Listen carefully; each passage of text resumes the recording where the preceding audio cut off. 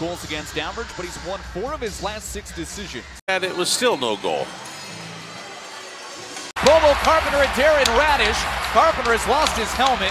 Radish all over him, and he'll fall on top of Carpenter. And I'm not sure Carpenter ever really squared up and was ready to drop the gloves after Vincent Laverde got.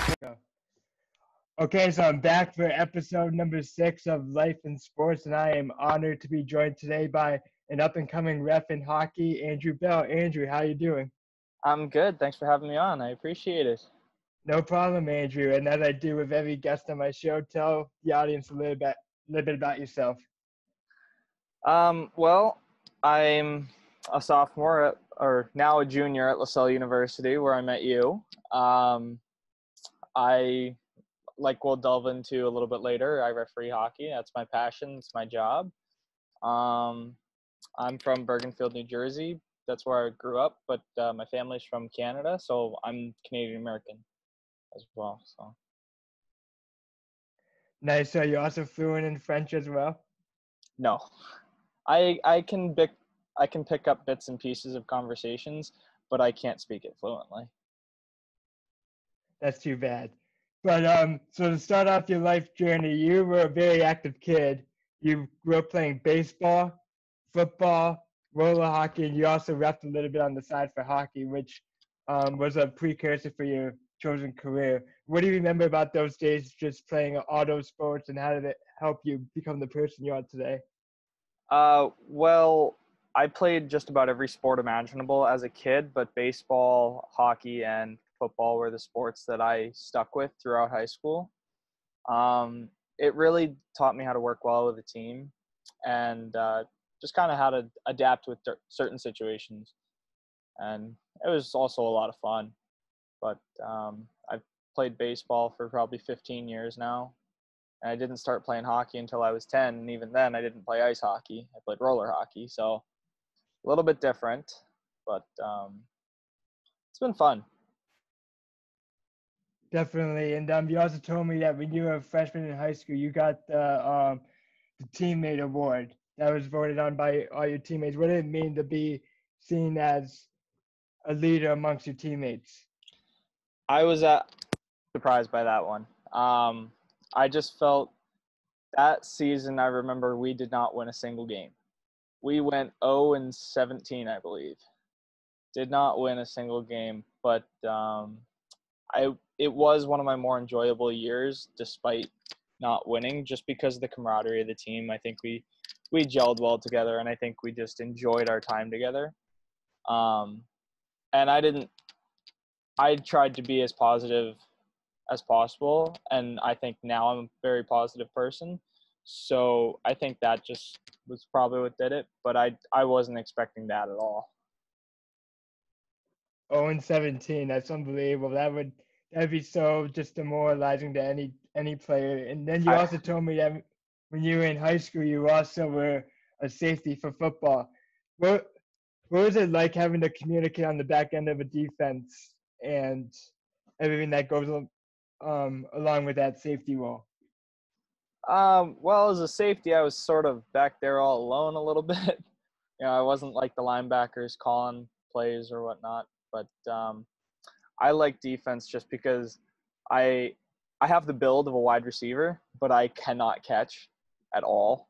So that's where I went. That's where I went to defense. But I enjoyed it. It was sort of easy to communicate with our teammates. So we all gelled well together. So what was your favorite memory from your high school football days?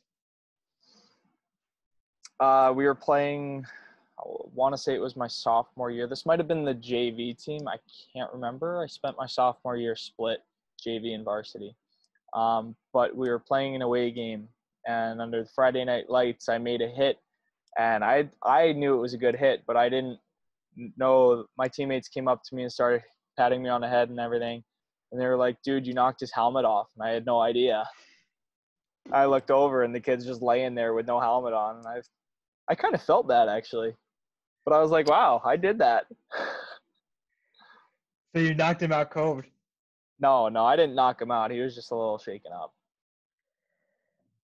And then you also brought up your roller hockey career too. In high school, you actually won a championship during your days and stuff. What was different thing? What's different about roller hockey compared to ice hockey?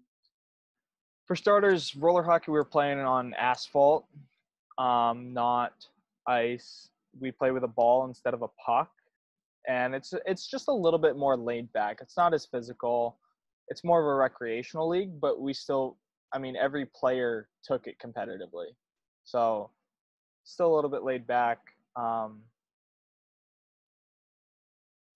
It was different. It was sort of the same mechanics of skating. It was just little tweaks here and there, but the same idea overall.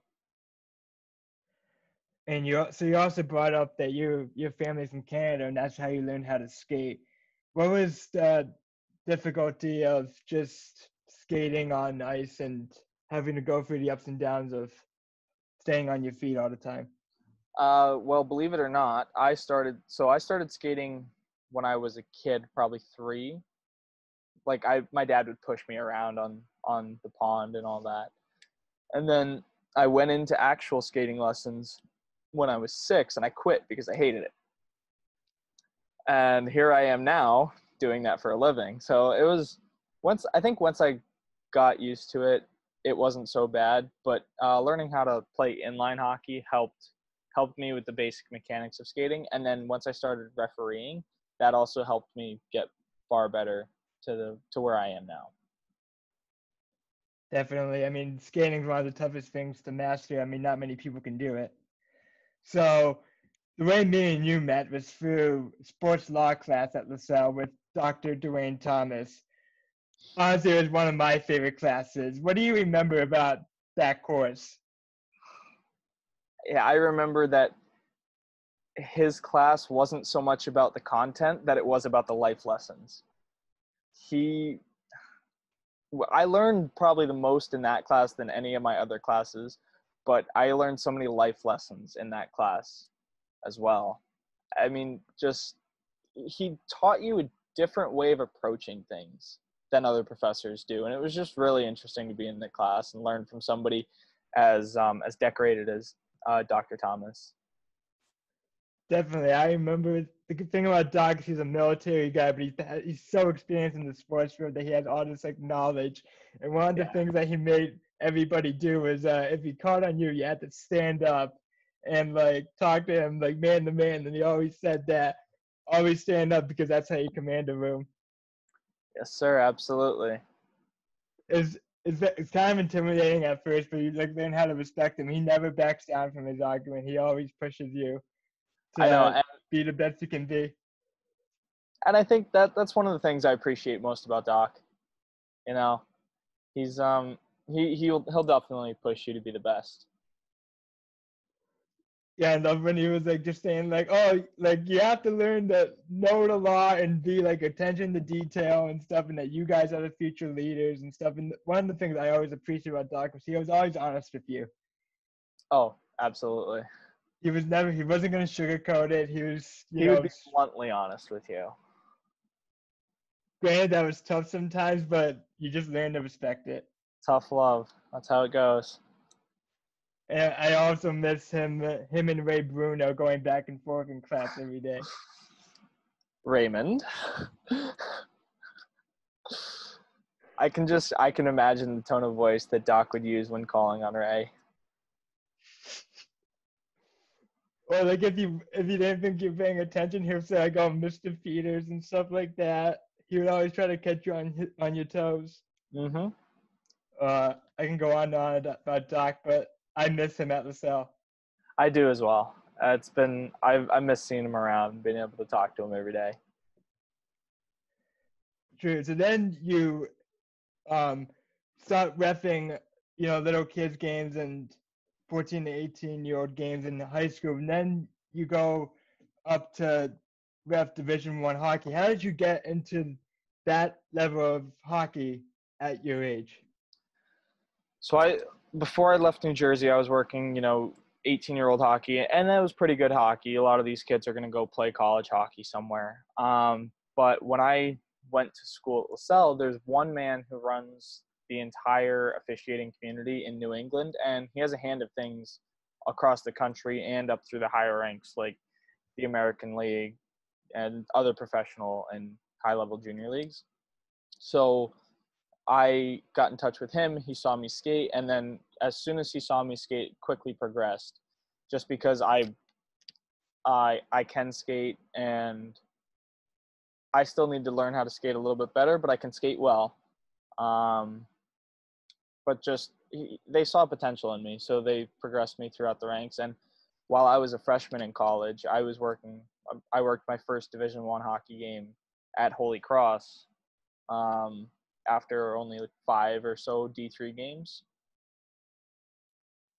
That's unbelievable. Like just to move up that quick, and then you get an invitation to go ref in the AHL, which is the minor league of hockey affiliate for the NHL. What is it like to rep that high level of games at your age? Well, I worked my first game in September, and it was just, honestly, it was some of the easiest hockey I've ever refereed, believe it or not. All the players up there are incredibly smart, incredibly skilled. They know where you are, so they don't have to play around you. You know, they know exactly what they're doing with the puck. It's less about speed; it's more about precision and skill. So it really was the easiest hockey that I've ever worked because it's so easy to predict. All the players know exactly what they're doing, and it's been a good challenge communicating with professionals, you know, guys who are making hundreds of thousands of dollars a year. But it's also been really cool to skate with some of the guys who, you know, people watch on TV and are huge fans of. So, and I'm just on the ice having conversations with them. So it really is an unbelievable experience to be a part of that. And so with the officiating crews, do you have the same officiating crew every time, or do they mix you guys up? No. It's a different crew just about every night. And I sometimes we'll travel together and work a weekend together, but that's not very often. I see. So before the game, when you guys are in your locker room, does the head referee talk to you guys about things that he wants you guys to look for, or vice versa, or like this is the type of game we want to call tonight, or is Well, it just call the game how you see it? there really isn't a head referee. It's all of us. We each have our jobs, and we all work together as a crew. I mean, I'm not sure how familiar you are with the officiating side of hockey, but there's typically 2 referees and 2 linesmen, and the referees are calling penalties and looking for goals. Linesmen, icings, offsides, and other things like that, breaking up fights. And so it's a different, we're looking for different things, but no one is more important than anybody else on the ice. So we all work together and do the best that we can. But there are absolutely things that we talk about before the game, sort of things to look for. We talk about previous games between these teams, like, hey, Springfield and Providence met last weekend. There was a fight then. Look for that tonight, or something like that. So those things come up on our radar, but we all just kind of address them and keep them in the back of our minds as we go on the ice. That's very interesting because in a sport like baseball or even basketball, you usually have a head official and they usually dictate how the games are called, but in hockey it's more even. So in theory, referees are the head officials, but we really all do work together. So that's interesting. And then with, as you know, in other sports like basketball and with coaches are constantly in the referee's ear and stuff, is that a problem up in the AHL? Do you have coaches in you guys' ear all game long, or is it usually a pretty respectful relationship there? It's usually a pretty respectful relationship at that level. In the junior ranks in the USHL, sometimes I'll hear a coach in my ear all night, but not often. Even at the Division I level, at that level, these coaches are making millions of dollars to coach their team, and they honestly, I find more respect for a coach when they're not in my ear all night long, because when they do have a question or something to say, then they're probably right about it. So, and I've had a couple interactions with I'm drawing a blank on his name, the Providence head coach, and he doesn't talk all too often, but when he does, he usually has a point. Not always, but he usually has a point, and he'll let you know, and then he'll step back, and once you've heard him, he'll step back. So I don't usually have coaches in my ear too often. And you also brought up the USHL. What is it like coaching the top junior hockey players in America, knowing that a lot of them are going to get drafted and some are even be first round picks? Yeah, it was pretty interesting. Last year, Jack Hughes went number 1 overall in the NHL draft, just finished up his first year playing in the NHL in New Jersey, and he was in the USHL last year. So I missed that overlap with him, but there are absolutely so many other first-round picks that are going to come out of the USHL, and just the talent that I see in that league is spectacular. Those kids are so talented at such a young age, and it really is incredible to be a part of.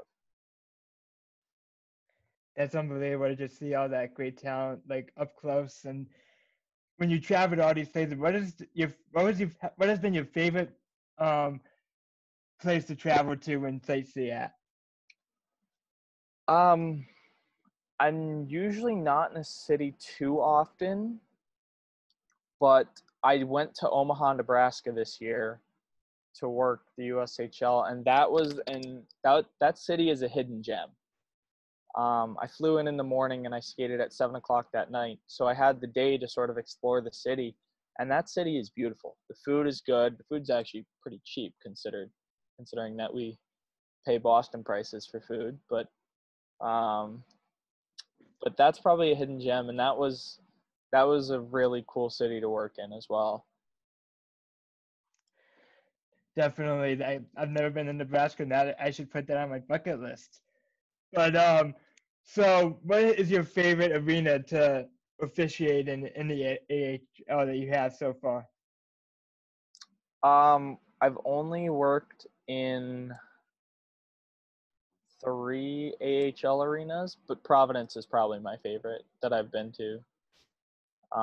Providence or the PPL Center in Allentown, Pennsylvania, where the Lehigh Valley Phantoms play. That's a really neat place to work, but I like Providence. Would you say that they have the most passionate fans that you have skated in for the arena? I'm not going to make a comment on that. That's fair. So, as you know, with all sports, as a referee, I've always wondered this: how much does the crowd have effect on your calls? Honestly, I sometimes don't hear them at all. It sort of feels like a fishbowl when you're on the ice, so I don't really hear the crowd at all. That's interesting because, like, as they always say in like a sport like basketball, like the rest of my favorite one team over another, we're on a close call based off the home crowd. So that's interesting how hockey's just totally different in that way. So to finish off, obviously you probably have hopes and dreams of getting to the NHL. Yes. What would it mean to you to get to that level one day? That would mean everything.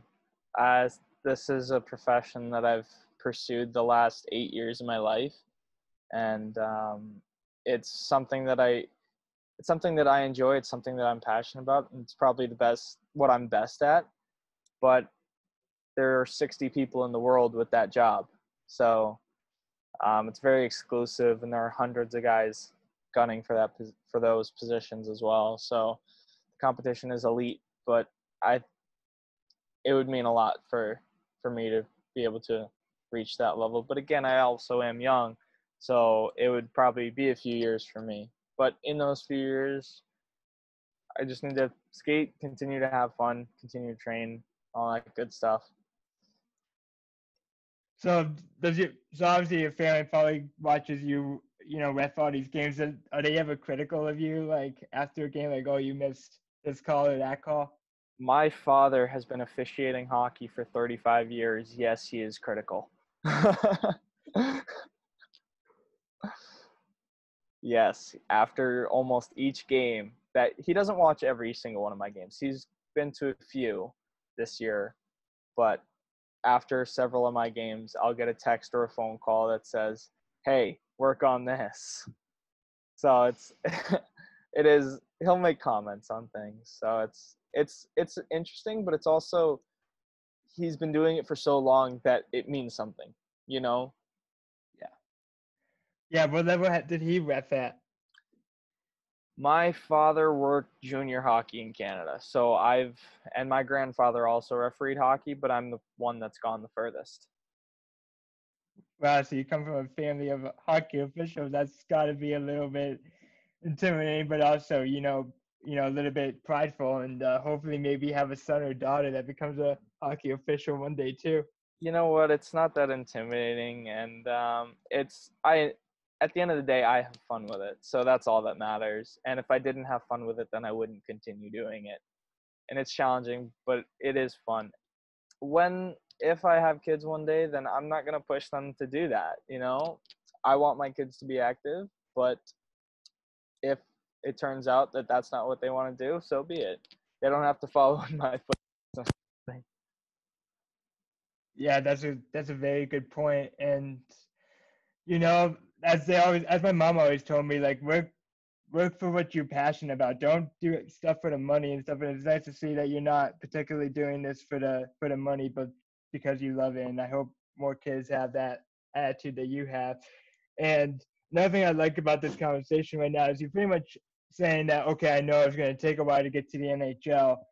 And what I've noticed about our generation is that we don't really want to wait for stuff. We want everything right now. Why are you so patient in the way you are? Things don't happen overnight, and I found that out. And